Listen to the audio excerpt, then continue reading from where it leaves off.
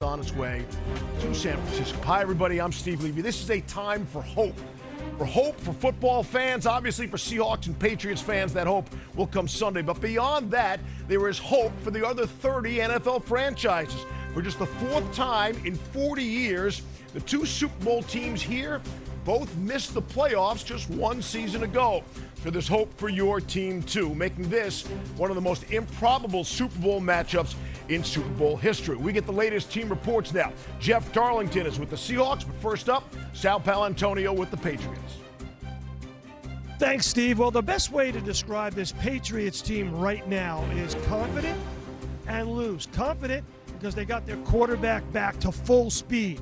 Drake Maye, injured shoulder in the AFC Championship game, practice without any limitations, full participant Wednesday, Thursday, and Friday. And loose because of the way Mike Vrabel handles this football team. He had them at full speed on Thursday and Friday, but then he said he's going to fine-tune some things for the next 48 hours. However, friends and family are here at the team hotel behind me, and he said he wants to give his players some time with the people that they care about. Now for a report on the Seahawks, here's Jeff Darlington. Well, Sal, Seahawks head coach Mike Macdonald has been preaching to his players all week to stay loose and to stay focused. And that so far is exactly what he has seen. And perhaps equally important, he's seen his Seahawks team stay healthy. Even safety Nick Emmanwori, who rolled his ankle on Wednesday, was a full participant in Friday's practice. He will not carry an injury designation. After an injury scare that made some wonder if the star rookie would be available for this game, Macdonald joked after practice, turns out he's alive. Macdonald called it a normal Friday practice as the team has tried to keep the same cadence as a normal week. He said the players would spend time with their family on Friday evening and refocus Saturday for final prep. Loose and focused, just as Macdonald wants it. Steve? Joined now by Booger McFarland and Dan Orlovsky. And as you guys know, I ask the tough questions. Yes.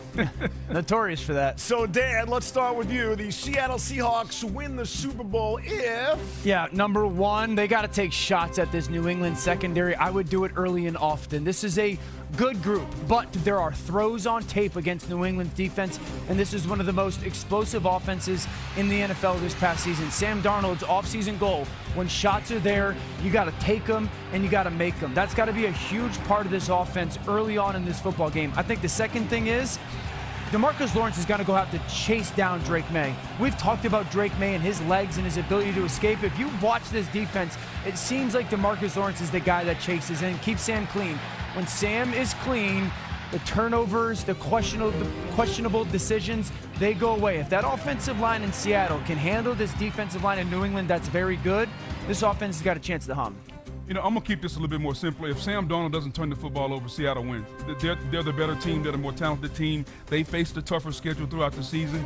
And if they go out and play a clean football game, Darnold doesn't turn the football over. They don't have block points. They don't give up a special teams touchdown. They don't give up a defensive touchdown. If this game is played straight up, team versus team, without something fluky happens, Seattle should win the football game. And it starts with Sam Darnold. He led the league in turnovers this year. 3 fumbles lost, 17 interceptions. If he plays clean, guys, I find it very hard to find a way New England can win this game. Yeah, I agree with that. Sounds like Sam doesn't have to win it. He just can't lose it. Correct. For Seattle. All right, let's flip it.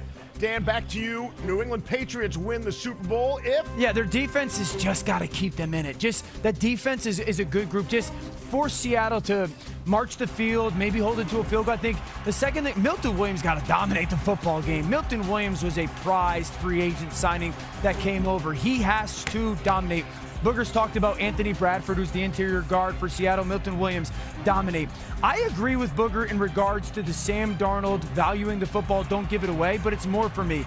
This defense has got to take the ball away, and they got to score twice off it. If you get 2 turnovers for Seattle and you don't get any points off it, that doesn't do anything. And I think Stephon Diggs got to be dominant. I truly believe if New England is going to win, Stephon Diggs is going to walk away with one of those 8-catch, 90-plus, 100-plus yard performances and the focal point of that pass game. As usual, I'm going to take something complex that Dan said and try to make it simpler. The Patriots win this game if their defense is the best defense on the field.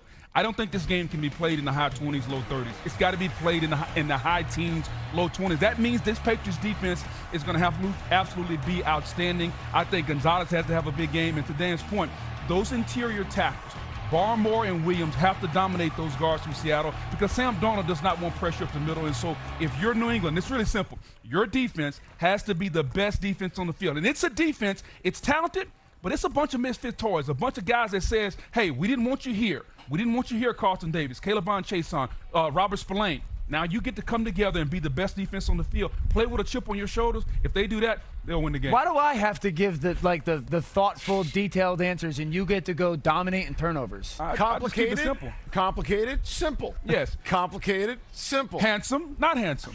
In answering the question, he remembered to say thanks. Back with Booger and Dan.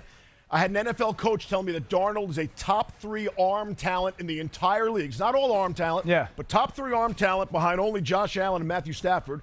Pretty good company. Yeah. When all is said and done, comes Sunday night, what are we saying about Sam Darnold? Well, it's a must-win game for Sam Darnold.